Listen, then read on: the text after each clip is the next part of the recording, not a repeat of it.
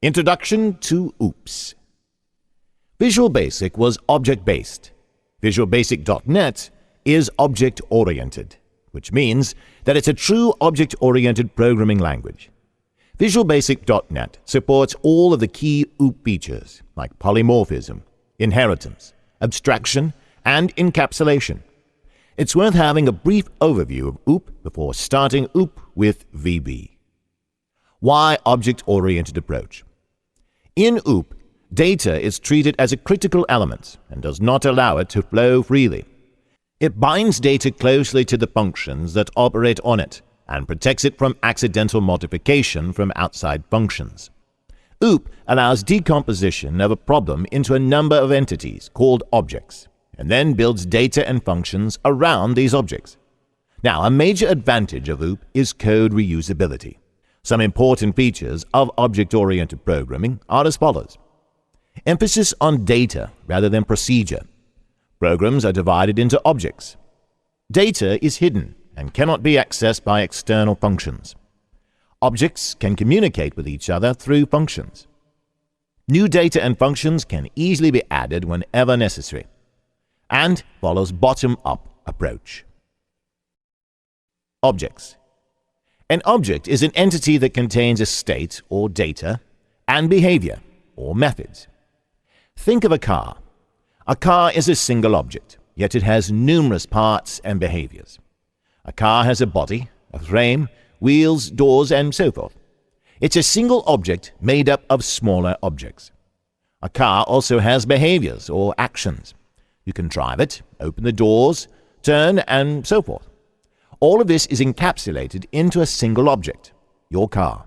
Now let's see a sample code for a basic vehicle object. Instantiating objects. To make an actual instance or object of the dog class, we must declare the object, and we must allocate memory for the object.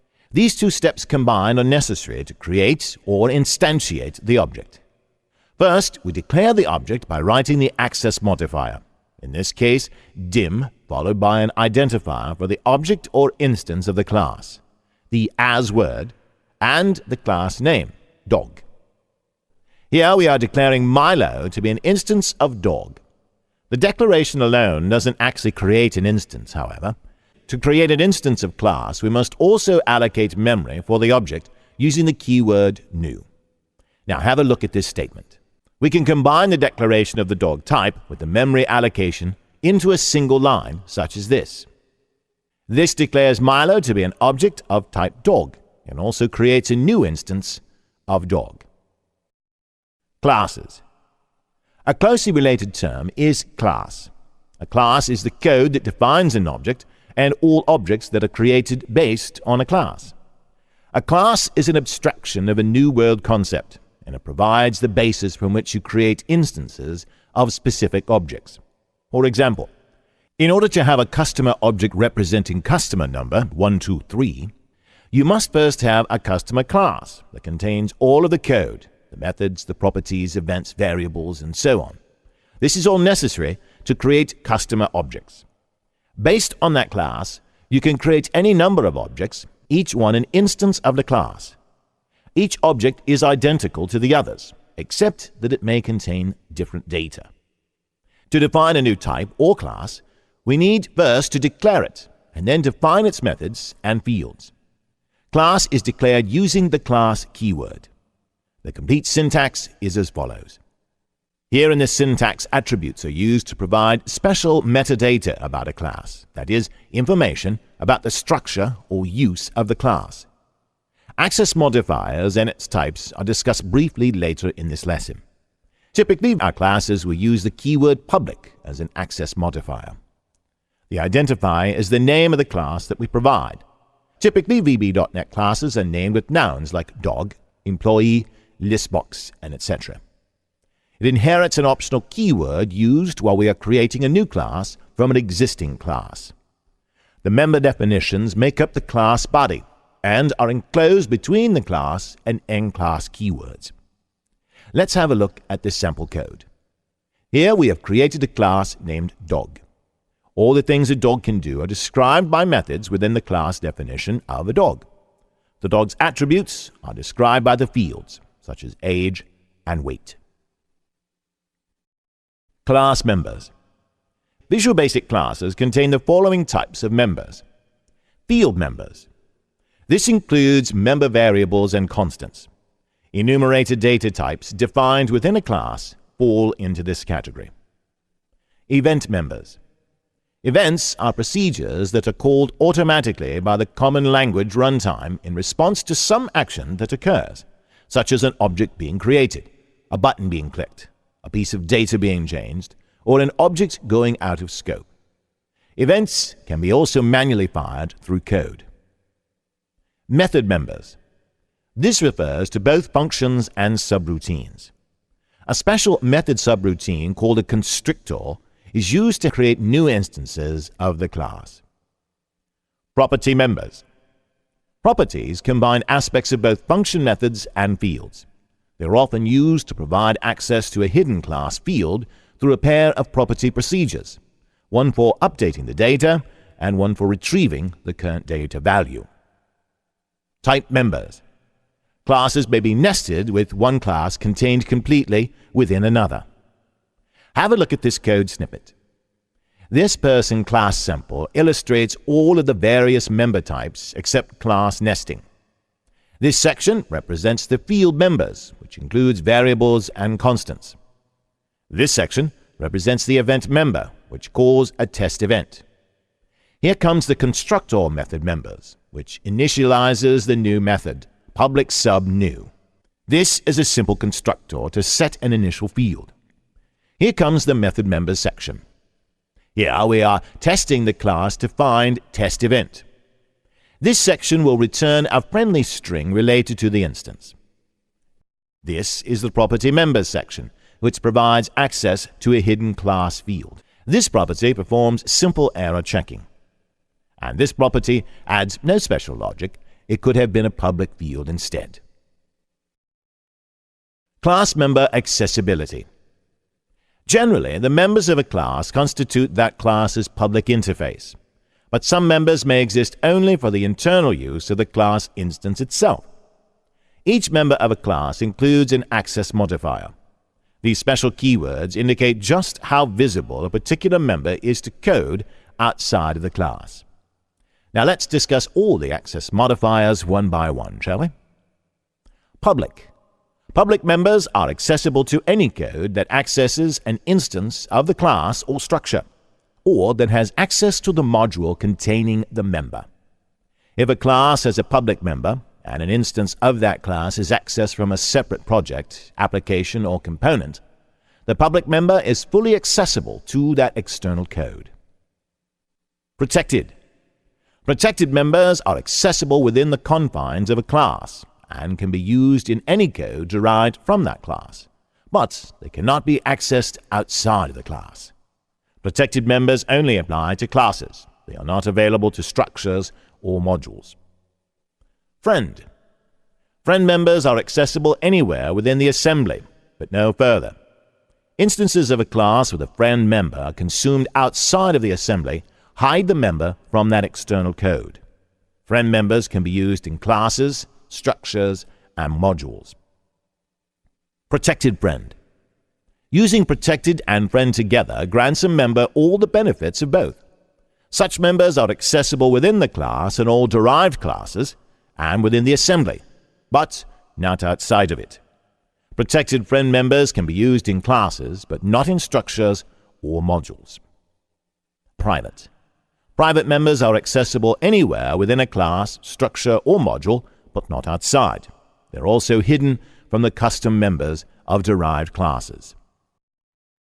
Fields, properties, methods, and events. Fields, properties, methods, and events are members of the class. Fields and properties represent information that an object contains. Let's discuss all of these concepts one by one in this lesson. First off, fields. Fields of a class are like variables. They can be read or set directly. Have a look at this code. Here we have an object named house. We are then storing the numbers of rooms in a field named rooms. Here, rooms act as the field property for the class named house. Properties. Properties are retrieved in set-like fields but are implemented using get and set procedures, which provide more control on how values are set or returned. Have a look at this code snippet. Here, the property procedure includes two distinct property accessors, one for setting the hidden value using the set procedure, and one for retrieving the current value using get procedure. We can create a read-only property by supplying only the get component and adding the read-only keyword to the property definition. Methods. Methods represent the object's built-in procedures. Have a look at this code snippet. A class named country has methods named area and population. We define methods by adding procedures, subroutines, or functions to our class. Events. Events allow objects to perform actions whenever a specific occurrence takes place.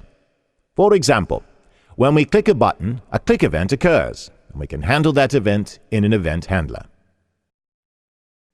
Constructors and Destructors. Constructor. When an object of a particular class is created, the compiler calls a special procedure within the class called a constructor or instance constructor. Constructors initialize an object when necessary. Constructor procedures always have a name of new. More than one new procedure may appear in our class, provided each one has a different argument signature. For classes that require no special initialization of their public or private members, the constructor can be omitted from the class. Visual Basic will provide a default constructor when no defined constructor exists in a class. But many classes require some basic initialization, and the constructor is the place to do it. Now, take a look at this code snippet.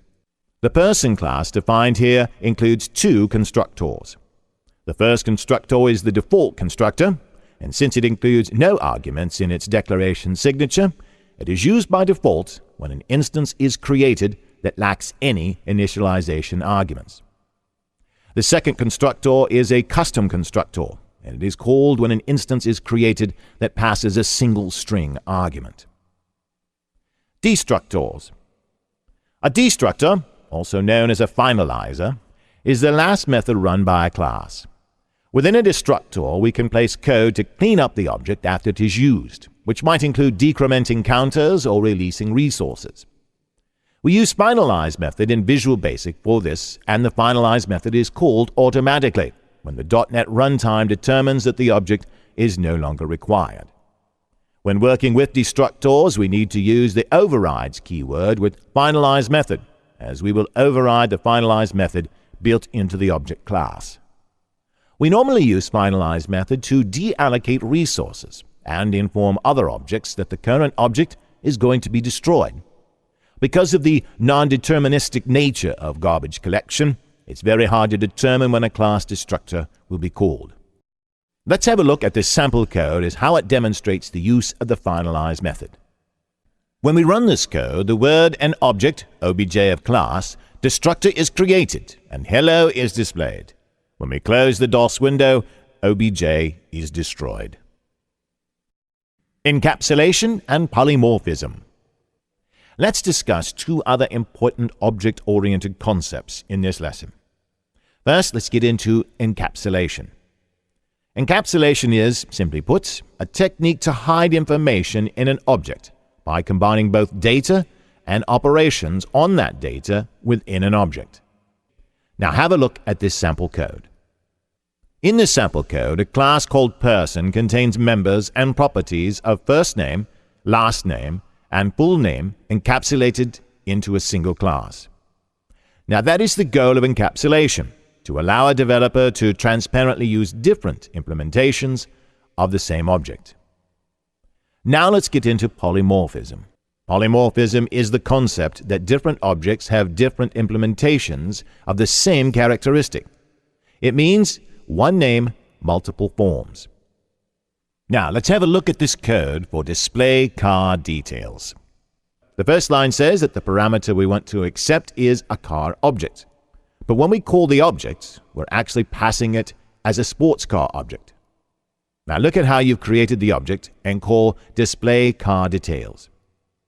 How can it be that if the function takes a car object, you're allowed to pass it as a sports car object?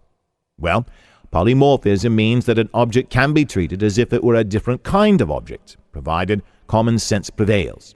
In this case, we can treat a sports car object like a car object, because a sports car inherits that from car. This act of inheritance dictates that what a sports car object can do must include everything that a car object can do. Therefore, we can treat the two objects in the same way. Inheritance. Inheritance is the idea that one class, called a subclass, can be based on another class, called a base class. Inheritance provides a mechanism for creating hierarchies of objects. For example, a dog is a mammal, and a collie is a dog. Thus, the dog class inherits the properties and methods of the mammal class, and the collie class inherits from both dog and mammal. A key feature of OOP is reusability. It's always time-saving and useful if we can reuse something that already exists rather than trying to create the same thing again and again. Once a class has been written and tested, it can be used by other programs to suit the program's requirement. This is done by creating a new class from an existing class. The process of deriving a new class from an existing class is called inheritance. The old class is called the base class, and the new one is called the derived class. In Visual Basic, we use the inherits keyword to inherit from one class from another. The general form of deriving a new class from an existing class looks like this. Let's work with a sample then. Create a new console application by selecting Console Application in the Template section and name it Inheritance. Finally, click OK. Doing that opens up a console application window such as this. In that window, paste this code. Now then, have a look at this code. Here we have a base class called 1, in which there's a function to add both attributes I and j. In the second class, named class 2, we're going to inherit the class 1 in this function. So we're using the inherit keyword here to inherit the variables from base class 1 along with another variable k. Right then, run the application by pressing F5, and the output will look like this. Creating structures. Structures can be defined as a tool for handling a group of logically related data items. They are user-defined and provide a method for packing together data of different types. Structures are very similar to classes. Like classes, they too can contain members, such as fields and methods. The main difference between classes and structures is that classes are reference types, and structures are value types. In practical terms, structures are used for more smaller, lightweight objects that do not persist for long, and classes are used for larger objects that are expected to exist in memory for longer periods. We declare a structure in VB.NET with the structure keyword. The syntax for declaring a structure is almost identical to that for a class. Attributes are a mechanism for adding metadata, such as compiler instructions and other data about our data, methods, and classes to the program itself. Access modifiers, public, private, and protected, work just as they do with classes. The keyword structure is followed by an identifier, the name of the structure. Interface list is optional. Within the body of the structure, you define fields and methods, also called the structure members, just as you do in a class. Now let's work with a sample. Open a console application and name it Structures. Paste this code. Here in this code, we are creating a structure called Employee. Over here, we are creating an instance of employee, assigning the employee's structure to Stan. In this section, we are assigning values to member variables. And in this section, we are accessing the member variables. Press F5 to run the application. The output will be like this. My base, my class, and me. When working with derived classes, there are times when references to a member may be somewhat confusing. A member name may exist in both the derived class and the base class. Visual Basic provides special keywords to fix these confusions. The MyBase keyword provides a reference to the base class from within a derived class. If we want to call a member of the base class from within a derived class, we can use this syntax. This will resolve any confusion if the derived class also has a member of the same name. The myBase keyword can also be used to create an instance of the base class through its constructor, such as this. The myBase keyword cannot be used to access private members of the base class, as they are inaccessible from derived classes. The keywords me and myClass both provide a reference to the local class that the class is in, which the current code resides, but they exhibit slight differences. Now let's have a look at this code snippet. Consider a class named base class and another derived from it named derived class.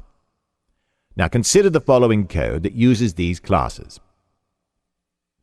The first call to show location is made using a variable of type base class that refers to an object of type base class. In this case, both of the calls, me.whereami and myClass.whereami, return the same value because they both call whereami in base class. However, in the second case, the variable of type base class holds a reference to an object of derived class. In this case, me refers to an object of type derived class, the second try reference, whereas myClass still refers to the base class, the use as base reference. Using the me keyword, the actual subject as originally instantiated is used. When using myClass, the class of the variable that is used to make the method call becomes the controlling class. Overloading and overriding. Overloading. Overloading provides the ability to create multiple methods or properties with the same name, but with different parameter lists. This is a feature of polymorphism. It is accomplished by using the overloads keyword. A simple example would be an addition function that can add real number or integers. We can create two methods with the same name, but one that would take integer parameters and one that would take real numbers. This prevents us from having to create a method for each data type with different names. Now let's take a look at this code snippet. This sample creates two functions called add using the overloads keyword. If two integers are passed in, the first add function is executed. If either of the parameters is a real number, the second add function is executed. It implicitly converts the integer parameter to a double data type. When overloading methods, the compiler must be able to differentiate between them. Overriding. Inheriting a class allows us to utilize the methods and properties of a class without having to implement them by simply reusing the existing ones. However, there are times when you want to change the functionality of an inherited method or property. We don't have to create a new method with a new name. We can just override the existing member. This is another feature of polymorphism. We accomplish this by using the overridable keyword in the base class and the overrides keyword in the derived class. Let's have a look at this example. We'll start with the base class called square, with the method to calculate the circumference of a square. In this example, the value of the variable circ will be 8, after calling getCircumference in the square class. Now let's take a look at inheriting this class in a circle class. The circumference is calculated differently, so we want to override it. Here is the code for inheriting the circle class. In this example, we overrode the getCircumference function to calculate the circumference of a circle. In the function, the call to the circle class method returns a value of 6.28, and the call to the square class method returns the value of 8. Now we can begin to see the power of polymorphism. It allows users of our classes to use some standardized methods without having to change the name of it for every little difference. Now we must follow some rules for overriding members. We can only override members that are declared with the overridable keyword in the base class.